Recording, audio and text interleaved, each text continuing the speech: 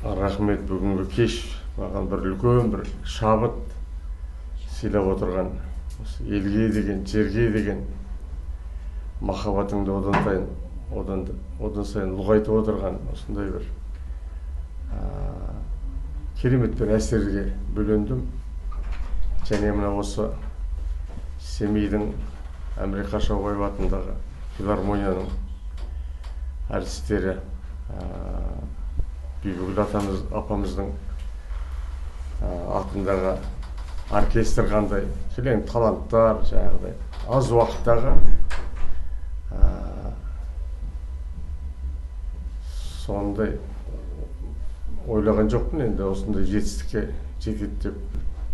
Ол оркестрдің үлкен келешекте үлкен елде тіпті ұялмай шетелге де апаратындай сондай мүмкіндіктер тудыратын болса,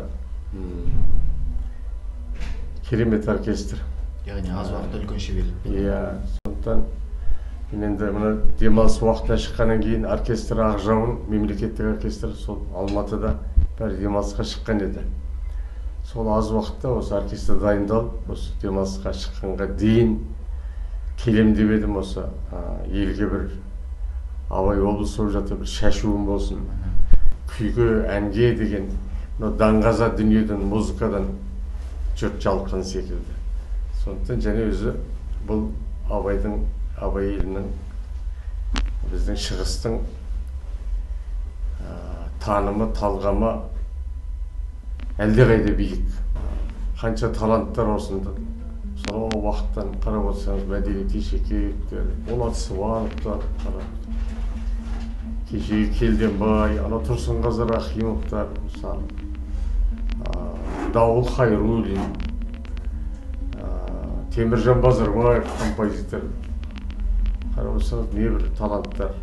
Осы менің жанымнан тәтті өмір деген әнімді жаттап айтып жүрген, осыны көңіліңізден шықса айтсам бола ма деп. Ой, әбден болады деп.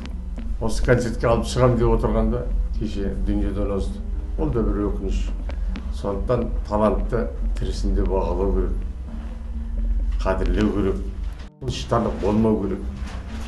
Содан кейін жаңағы бәрімізде бір үйдің баласындай болып жаңағыдай бір-бірін алаламас екен дейін. Нұрлан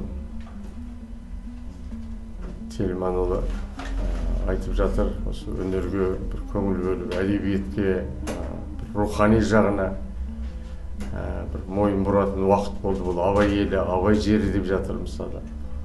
Соның өзі бір көрегендігіме деп, енді мынау Семей топырағы көп жылдар қаралмай, көңіл бөлінбей жаңағы оңаша қалып қойған сияқты осы бір ой біздерді мазалап жүрген. Енді Абай облысы болып енді көп ойда жүрген дүниелер орындалар деп ойлаймын. Енді сол ағайын аман болсын, көңіл түгел болсын.